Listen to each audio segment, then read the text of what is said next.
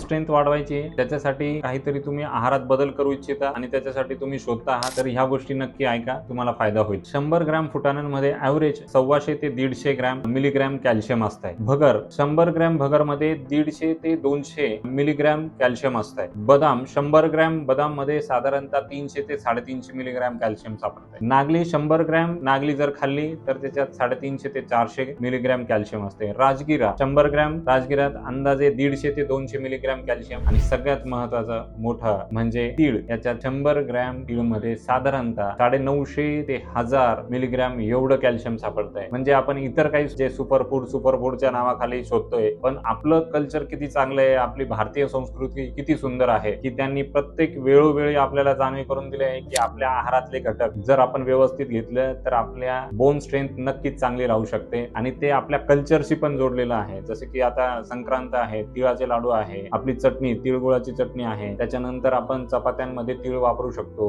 किंवा तुम्ही थालपीठ करतात त्याच्यात तीळ वापरू शकता. अशा अनेक गोष्टी आपण करू शकतो की ज्याच्यात छान पद्धतीने हाडांची किंवा बोन स्ट्रेंथ तुमची चांगली राहील, याच्या दृष्टीने तुम्हाला नक्की फायदा होईल. जर तुम्हाला तुमच्या हाडांची ताकद वाढवायची आहे किंवा तुमच्या रिलेशन मध्ये तुमच्या नातेवाईक किंवा तुमच्या प्रियजनांना ज्यांची हाडांची तुम्हाला काळजी आहे त्यांच्यासाठी नक्की हा व्हिडिओ पहा आणि त्यांना शेअर करा.